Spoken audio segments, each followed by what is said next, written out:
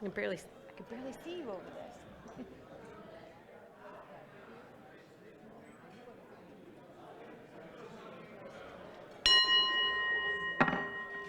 Good afternoon, Rotarians, and welcome to the Toledo Rotary Club official meeting here at the Glass City Center.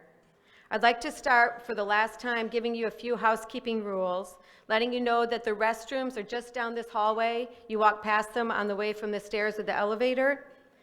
The guest floor microphone has been moved to the middle of the room. Oh, you must be special, Chuck.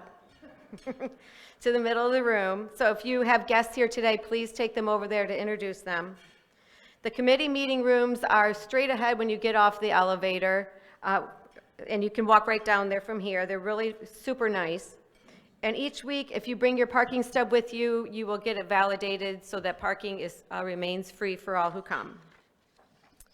Now would be a great time to check into social media and also turn your phones off. And if you listen to Tim talk to us about the American Heart Association and Go Red for Women and would like to take a little clip of it and share it, that would be awesome. And at this time, I'd once again like to ask Bob Anther to come up to the podium to deliver the reflection and lead us in the Pledge of Allegiance.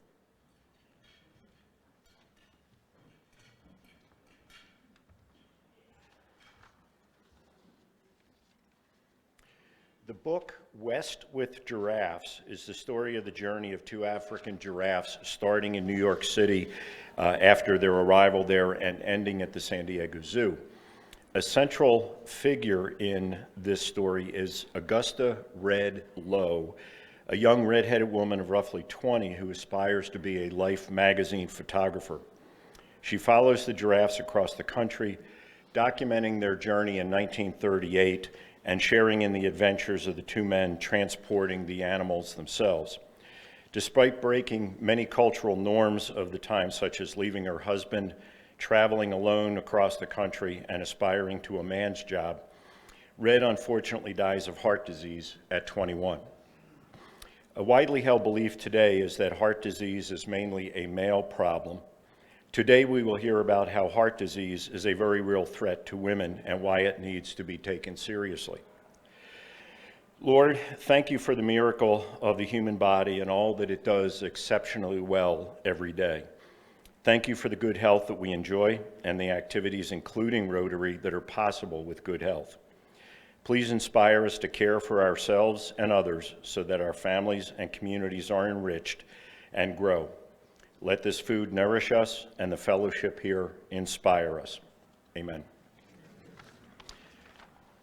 I pledge allegiance to the flag of the United States of America and to the republic for which it stands, one nation, under God, indivisible, with liberty and justice for all.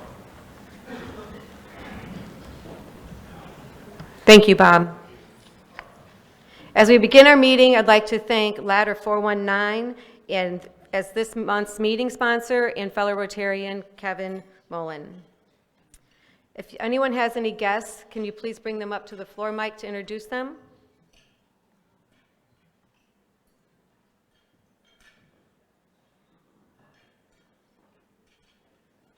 Hi, President Cindy.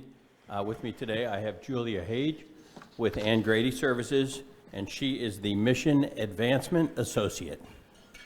Welcome, Julia.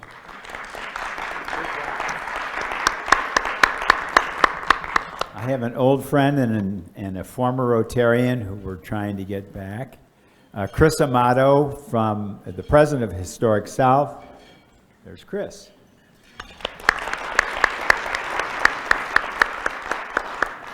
Good morning. I have a guest today. This is Erin Patterson. She's the executive director of the Aviva long-term care facility in South Toledo. Thank you. Great.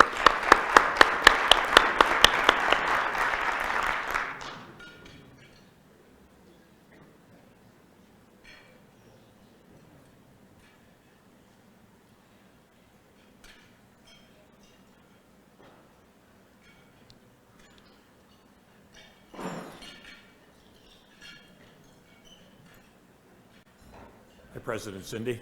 Hello, Pat. I have actually three guests to introduce today. First, so I don't forget, is my wife Elaine. Many of you have met Elaine in the past. But I have two special guests with us here today. I'd like to introduce you to Boris and Marina Zhanayev. Zhanayev, okay.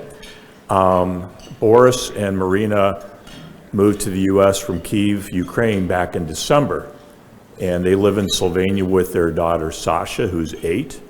And they're living with a couple of Rotarians from the Toledo Rotary Club, Wayne and Amy, right? Yeah. So anyway, I wanted to introduce these two.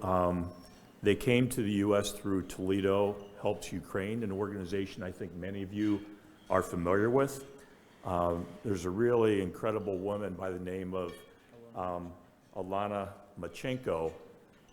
She's a law student at the University of Toledo, and she's behind the effort to help Ukrainians relocate here in the U.S., and Boris and Marina are two of the people, as well as Sasha, that she brought over. And I wanted to bring Boris here for a couple reasons. He is looking for a job in IT. In fact, Tony and I, Tony Washington Summer, right here in front, we're going to meet with them after and talk about some opportunities. And I just wanted everybody to be aware of what's going on in our community with Alana and trying to help Ukrainians out. And I thought it'd be good for them to meet some Toledoans today. So I'd like to welcome them to our club and have all of you welcome them to our city and, of course, our country. Thank So, you. thank you. Thanks, Pat. Welcome, everyone. I'm not sure if we have any visiting Rotarians today. Nope, no visiting Rotarians. All righty. At this time, I'd like to call membership co-chair Sierra Hutton to the floor to give us a reminder about the walleye game.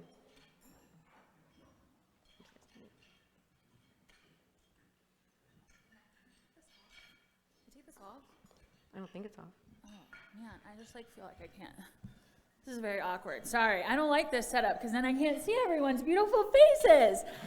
Happy Monday. Hello. Okay, I'm gonna ask you to do an activity with me. I know you're eating. What'd you say? I don't even know who that is. I'm just kidding. I'm gonna ask you to do an activity with me, and I know some of you are gonna be like, I wish this girl's not in Rotary. That's fine. You're stuck with me. I'm pretty young in my career, okay? So, if you can, and if you can't, you can still do this seated, but if you can, I want you all to stand up. I want you to put your hands on your hips. Okay, we got this, we got this. Hands on our hips, and I want you to say the words, I am a superhero.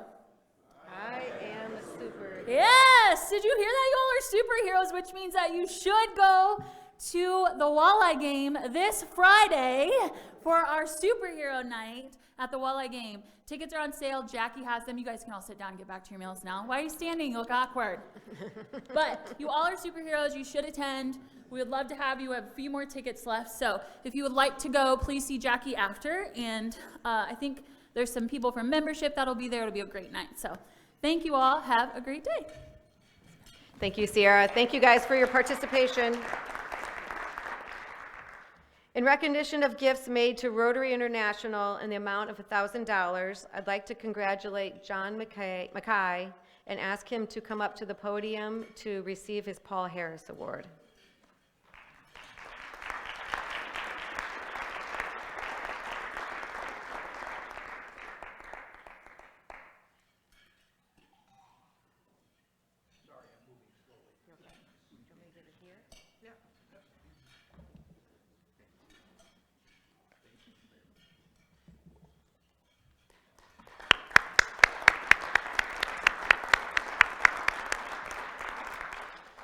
And now, without any further ado, I'd like to ask Cindy Kerr to come up and introduce our speaker today.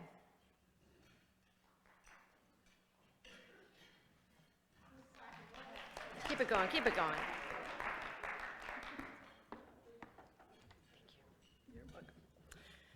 Good afternoon, Rotarians. Pleased to welcome today Tim Lewis from the American Heart Association. Tim is the American Heart Association's Community Impact Director for Toledo, and has worked with the American Heart Association for over 16 years in multiple communities across the state of Ohio. February, of course, is American Heart Month, and he's going to discuss Wear Red Day, so Kelly's already ahead of us there. Go Red for Women, and also the importance of knowing hands-only CPR. So, Tim, welcome to Rotary.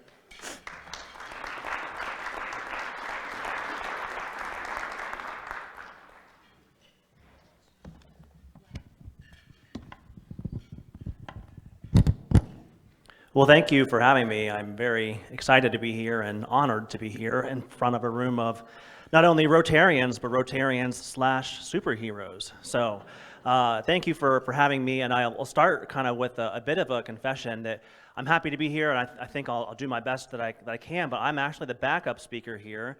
We had actually asked our American Heart Association for Toledo and Northwest Ohio, our executive director, Sarah Haggerty, to be the speaker, and she was excited to be here. And then we have a small staff, and so Sarah got called into another meeting. So I am here with you, and I think I'm going to do my best to give the presentation that she would have done a wonderful job giving. But so let me start by asking a question like, how many of you are familiar or somewhat, knowledgeable of had some interaction or seen the logo or volunteered or donated to the American Heart Association? If you have, raise your hand. All right, so most everyone. So I'll talk about the mission of the American Heart Association. I'll talk about the association's mission, a little bit about my personal history as well, but our mission, every nonprofit organization, of course, has a mission statement. Our mission statement at the American Heart Association is to be a relentless force for a world of longer, healthier lives. Wonderful mission, and I'm very grateful for the opportunity to work as a staff member for the American Heart Association to advance that mission in the community, every day, every way we can. It's also interesting that I'll say that I came to work for the American Heart Association when I first joined the association. I kind of it wasn't my goal or my plan to work here, but I was born with a congenital heart condition, and over the course of my life, I have had multiple open heart surgeries, 5 open heart surgeries, as a matter of fact. And so I was getting ready to graduate from college, and my then girlfriend, now wife, now mother of my children, was 1 year behind me in school. So I thought, I just need to get a job for the next year, and I need to find something to do. And I had the same cardiologist from the time of my youth through adolescence and into adulthood, and he had kind of shepherded me through that process. And he just asked me at my visit, he was like, hey, why don't you work for the American Heart Association? And I was like, I don't really know anything about it, to be honest with you. And he was like, I think you'd be a great advocate for the organization, and I think that the organization is, it's a great organization. So I applied for a job thinking I would work there for maybe 1 year while she was finishing her school, and then we would move on. And now I've been here for the entire time ever since then. And I think about that in terms of the mission, because when I first joined the American Heart Association, the mission at the time was to reduce death and disability from heart disease and stroke. Which is also a great mission. But in that time, the reason why the mission has changed is that we, as a society, we are always learning and always learning how to move forward, always learning better ways to do things. And it used to be that heart disease and stroke, we would only diagnose them and treat them once they happened. And then we learned more about, okay, well, what are things we can do to prevent this from happening? So we kind of worked on controlling some of the risk factors. And then we've learned now to be a relentless force for a world of longer, healthier lives, because we've learned that one of the best things we can all do for our own health is to be as healthy as we can. Not just wait until we're sick or ill or have a major problem to do that, but to have a longer, healthier life. And we believe that, we believe that every person deserves the opportunity for a full, healthy life. And Bob said one of the things that when the Rotary asked for a speaker from the Heart Association, one thing that they wanted to talk about was specifically around women's health and women's heart health and the Go Red for Women campaign. So that's a little bit about the mission of the American Heart Association. And so as I think it was Cindy, someone said that with the February, the first day of February, tomorrow's the last day of January, so the first day of February is Wednesday, and we always celebrate February as Heart Month, American Heart Month, and we have a theme. Every year we have a theme. This year our theme for Heart Month is called Be the Beat, B-E the Beat. And our goal is that we're working toward is that we want every person, one person in every household at least, to learn the importance of hands-only CPR. That's really our goal, and the reason why that is our goal is I can advance right here. You can kind of, oh, here we go. This does work. All right, so the number of cardiac arrests that occur throughout the country, every year it's very high, and sadly the survival rate from these cardiac arrests for men and women is very low. And one of the most important reasons why we're trying to encourage more people to learn hands-only CPR is that the most important thing, one of the most important things in responding to a cardiac arrest is time. Just like time is of the essence. Time is always of the essence. And so knowing bystander CPR is something that can quite literally save a life. Using bystander CPR can double or triple a person's chance of survival. Right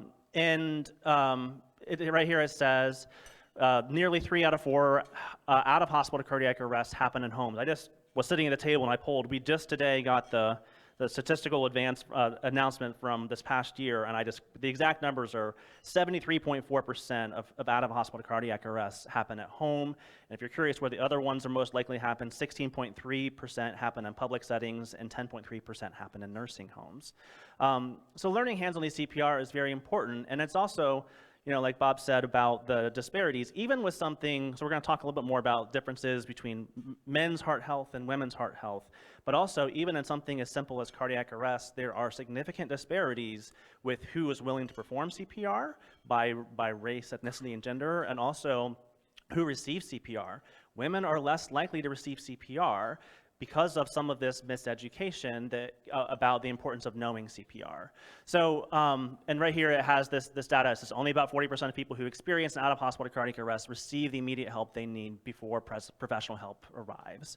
And I have this QR code here. So if it's possible to click on this, click on the link, we can click on it and it'll play the video. But if not, get out your phones. I'm going to help everyone learn hands-only CPR right here. If you put in your camera this code right here, it's going to take you to a training video of CPR. The important ththings about CPR, hands-only CPR is very simple, and it's not something that anyone needs to be, there's no license for it, you don't need to be certified. Everyone can learn hands-only CPR. It's to put your hands in the center of our chest and push hard and push fast. It's about 2 to 3 inches deep and about 100 to 120 beats per minute for CPR. And you can watch this video later this will kind of walk you through in 60 seconds how hands-only CPR is. But we'll go back to this point about how many cardiac arrests occur out of hospital happen in homes. So if you're ever called to do CPR, it is often going to be in an emergency because they happen at homes, it will be mostly trying to save the life of someone you love, a spouse, a parent, or a friend, or one of us will be a victim of cardiac arrest, and that will be asking a parent, spouse, family, or friend to administer CPR for us.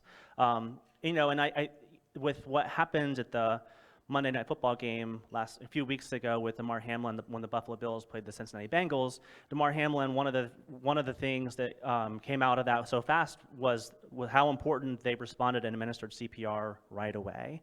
And those athletic trainers who saved his life were able to respond so quickly, and that time is of the essence with that. And our website traffic of people wanting to learn CPR, I think in the next day it tripled over what it typically was. So it's just important to know about CPR, hands-only CPR, and just to know that everyone is capable of doing it and everyone have to be willing to do that. So that's our goal with CPR. Is our hope is to be the beat. And emergency cardiovascular care, the American Heart Association, we are the largest and most experienced provider of resuscitation training millions of people worldwide each year. We have our formal training network where people who are going to receive, all the training and certification for CPR, as well as the hands-only CPR.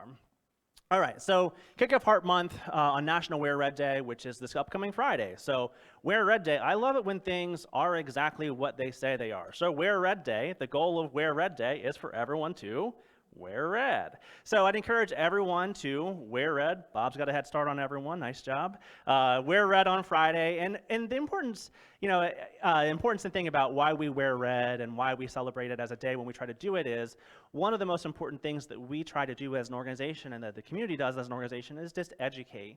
And something as simple as just kind of having a chance to educate the importance of knowing about heart disease and stroke and knowing about the importance of our own health and the health of our community. That's what we celebrate on Wear Red Day. It's really just a catalyzing day for us to talk about the importance of all these things and what the community does to create a healthy place to live.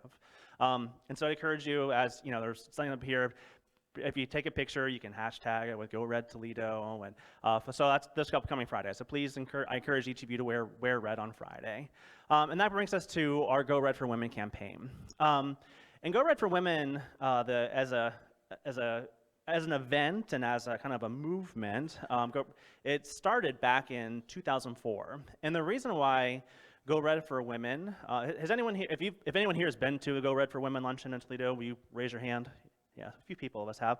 So we have a luncheon to celebrate that, but the reason why Go Red for Women as a campaign began and was started was that, and again, it started almost 20 years ago, 19 years ago, and it started because heart disease is the #1 cause of death for women, and a lot of women did not know that and do not know that. So this Go Red for Women has started as, and it continues to be, an education campaign, but also kind of an empowerment campaign for women to get together with mostly other women and talk about their lives and learn more about the risk factors that are unique to women. Because that's one thing about, as looking for heart disease and stroke, you can't compare data set of heart disease in men. It presents very differently than it is to heart disease in women. And so you need to compare those to like. And so, and increasing, even on scientific level, the Heart Association is very involved in and actively funding research. We're the largest research funding organization for heart disease and stroke outside of the federal government, invests hundreds of millions of dollars, every year, and it's is doing research specific on women, for women, with women, and for women's health. So that's for the Go Red for Women, is just to make sure that to help increase the knowledge for women about their unique risks for heart disease and stroke and how to best live a healthy life. And it also says that, the stat here is that 45% of women aged 20 and older are living with some form of cardiovascular disease. So it's just the importance of knowing your numbers and knowing how to be as healthy as possible. The mission for Go Red for Women is to, like I said, ensure that all women are aware of their own risks and knowledge about being as healthy as possible, helping women to take charge of their health, closing gender gaps in research and STEM, and also addressing inequities in access and quality of care. So those are the things that we celebrate as part of Go Red for Women. And then, one of the things that I always like to think about is that sometimes we look at the reason why we, do things and why we're continuing to fund research is that we're trying to find ways to make things better. And it's easy to kind of, sometimes stop and think that, like, wow, things aren't great, but then you look at, like, just how much we've advanced, like, as a society, and how much longer people are able to live, and how much our health we're able to be healthier. And so you look at, 71% of reduction in cardiovascular deaths in the last over about 50 years, 53% reduction in coronary heart disease deaths since 1999, and 40% result in stroke deaths since 1999. And, I shared a little bit about myself and my personal story and how I came to be involved with the Heart Association as a person who was born with congenital heart condition. And I remember having a conversation with that same cardiologist, and I just said to him, what would have happened if I would have, been born now?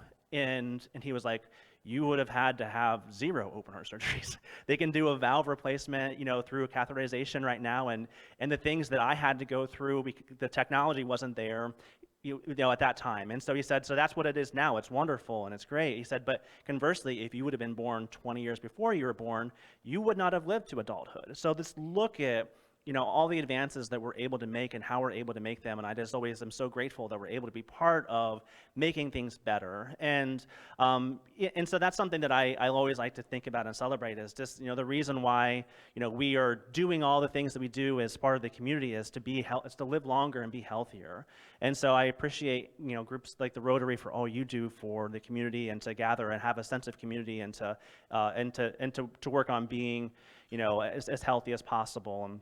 And that's one thing that I kind of wanted to thank you all for. And so, because too often, and I know Kendra is not able to be here today, and she's probably shared a little bit about this, but I think too often we look at our health as an individual choice. We either decide to be healthy or not healthy, and there's certainly truth to that. Like, there are decisions that we all make about the impact on our own health, and that makes a difference. But also the environments in which we live, and all of those physical environments, social environments, the things that we do as a community, that plays a large role in determining the health of everyone that is part of it. So when we want every individual to be as healthy as possible, the best ways to go about doing that are to have as healthy of communities as possible. And I kind of wanted to end just by inviting everyone. We do have a formal, luncheon for the hardest, and it's Thursday, March 9th. So next week on Thursday, March 9th. Doors open at 11. There's kind of like a health kind of expo, if you will, from 11 to 12, and then the lunch and the program begin at noon. So that's the Go Ride for Women luncheon. And that's really that's what I kind of had planned. If anyone have any questions, I may hand it back over to Cindy.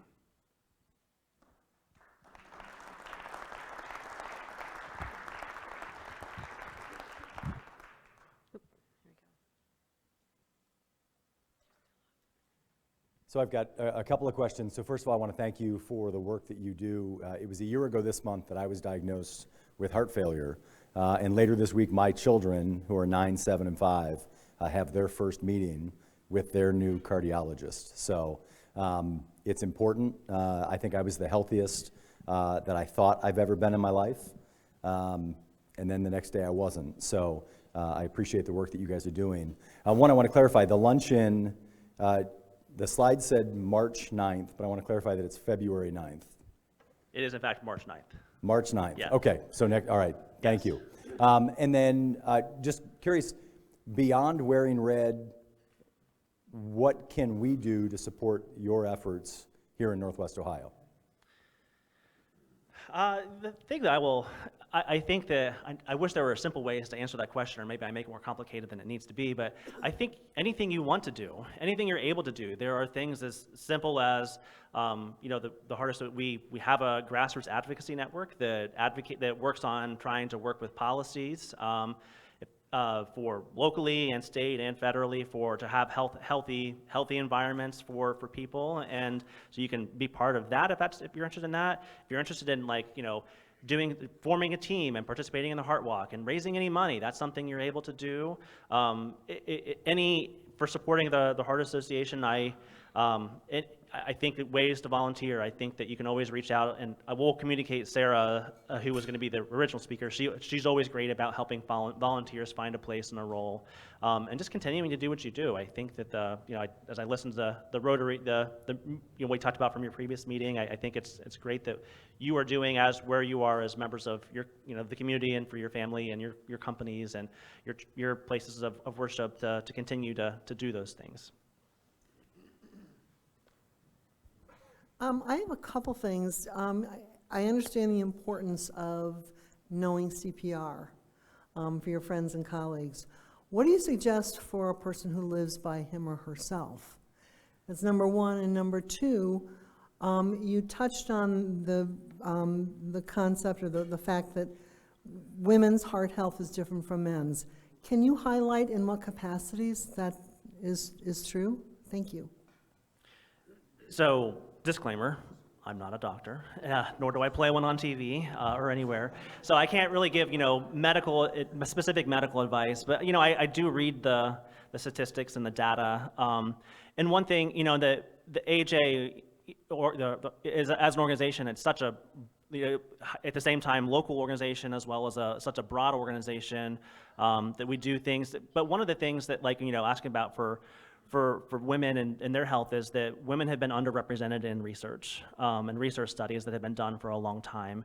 Women have been underrepresented in number of in medical and science, it's the STEM fields, including medicine, and so it's also using data specific for women and training and using gender-based medical concepts. So that's one thing. And about the CPR, and that's one thing we're trying to, we're trying to, whether you live by yourself or with other people, I think that we're trying to train as many people in hands-on CPR as possible, just because it's kind of almost, I think of it as a good shepherd kind of way where, they're are able to help people. We even passed a bill in the state, the state legislature in the Ohio State House 4 or 5 years ago that students are supposed to learn hands-on CPR at some point while they're in high school, and so it's just trying to increase the number of people who are trained. So for someone who lives by themselves, I think it's just the importance of having people who are around, your neighbors or your friends or family who are nearby to help with that, and that would be my only knowledge I would be able to give. Riaz Chaudhry, I just want to add, I'm a physician myself, and I just want to add that the clinical presentation of heart disease is different between men and women. Men will have typical pressure on their chest. They think something is just sitting on my chest. They feel pressure, they fatigue, they feel tired. They feel as if they're not up to par to do certain things. And we call it prodrome. You can have similar symptoms for 4 weeks or so, or 8 weeks, before you actually get a heart attack. So that's the presentation in men. And they have a classic, we call it exertional angina. You climb one flight of stairs and you get chest pain.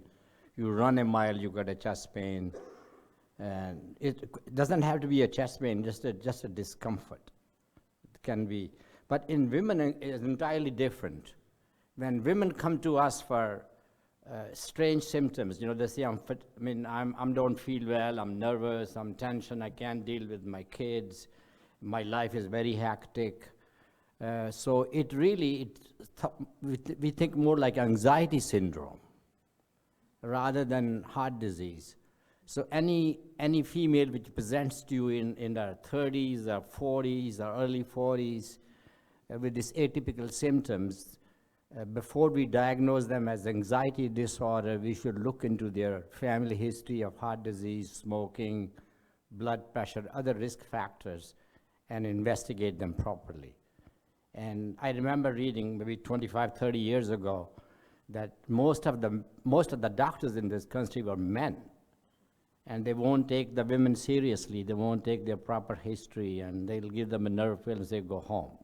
So that's one of the reasons. So that has changed now anyway. Yeah. All right, thank you very much. Very good presentation. Thank you. I just want to say, I want my Rotarian friends to live a long and productive life. And the main way to present is that exercise 150 minutes a week. The pace doesn't matter as long as it's aerobic, and 2 miles and 3 miles doesn't make a difference. We have done studies on that. And second, of course, control of cholesterol and blood pressure and the smoking cessation. And if you don't have any of these things, then the most important thing is your family history. If somebody's dad died at age 50 and it was a sudden death, then he's a very high risk. You should pay very special attention to it. I want to make sure that we maintain this membership for a long time. Thank you very much. And for any individual, if you would like to look up the Heart Association, what we advocate is we have what we call Life's Essential 8, which are the 8 kind of active risk factors and things that you can, numbers to know are most associated with your cardiovascular health, which are, as the doctor said, blood pressure, diabetes, cholesterol. It also gives the guidelines and suggestions for nutrition, physical activity, tobacco use, body weight, and then also sleep. Sleep, it's shown how important it is to get healthy sleep. So if you just Google Life's Essential 8. Life's Essential 8, and that's where all those resources are.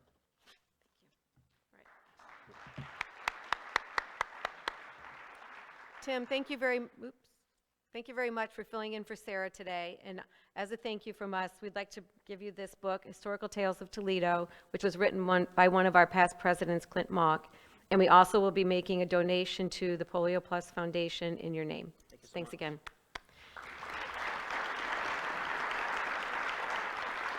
Thanks for the questions, and thanks for providing that info, Riaz. That was great. I'm going to back up a second. I seem to have skipped something, and I would like to see if Brooke Schlocketer could come up to the podium here, and if Chuck Stocking could go to the floor mic to do her new member presentation.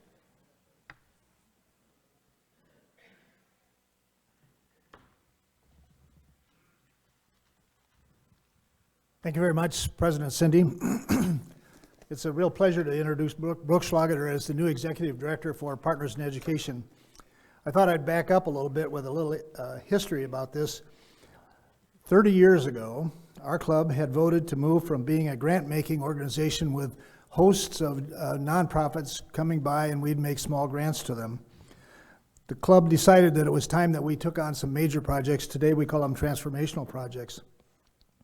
We had a history of somewhat superficial engagement with the greater needs of the Toledo region, and so the membership began this huge study to find where its heart was.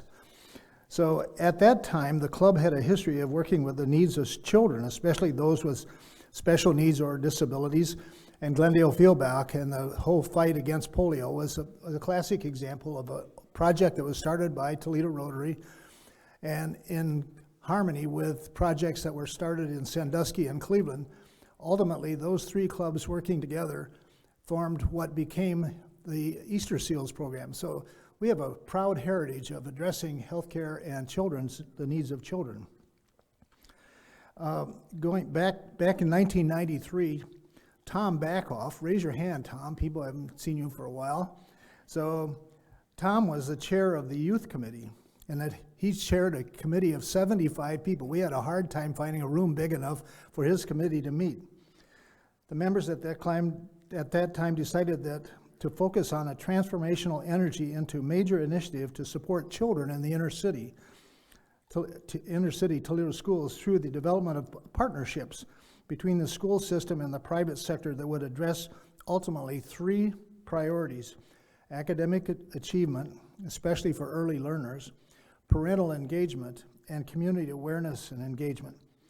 Here we are 30 years later, and that vision, originally supported primarily by the Toledo Rotary Club, has now matured to be one of the most vital and responsive organizations with a focus on three primary areas, very similar: academic achievement and skill building through its Mentors in Toledo program, and in-school tutoring model that links senior citizens with children in grades 1 through 3.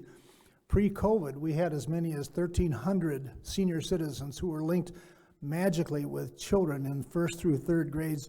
It was, and it continues to be, a really awesome program. Second area of focus was career awareness and readiness program through the College and Career Ready, Set, Go, engaging parents and middle school students in exposing our youth to the future world of work. And finally, the After School Alliance with the objective to efficiently connect community programs that can bring resources and focus to educational areas of greatest need. So that's a long way to get to our special introduction today. Here, 30 years later, it's my pleasure to introduce Toledo Rotary's newest member, Brooke Schlocketer, the Executive Director of Partners in Education. As you might guess, Brooke is a great fit as a member of this club. Here's a little bit of background for her. She grew up in Toledo and is a product of Central Catholic High School with a BA in English from Ohio University and a master's degree from Fordham. She had a private sector experience working with a New York marketing company and later the Department of Housing and Urban Development. A very interesting future linkage with Toledo Rotary came when she and her new husband accepted the opportunity to serve in Warsaw, Poland. He and both of them worked in the international school in Warsaw, with which this club has just engaged in a Ukrainian relief program, so it's pretty cool. Brooke was very excited to see this club outreach.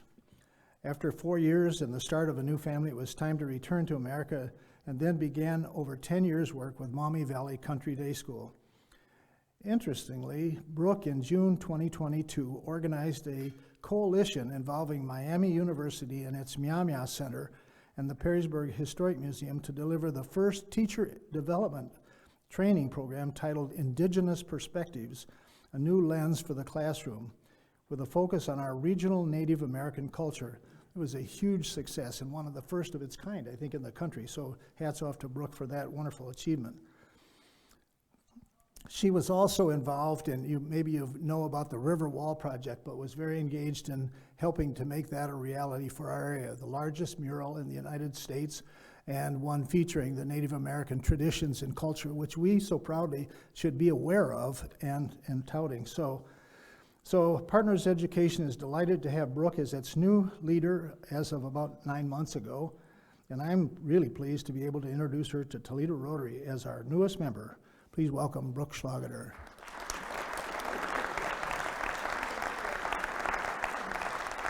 Thank you, Chuck, and welcome, Brooke. It looks like you have a lot of experiences that you're going to be able to add to our club.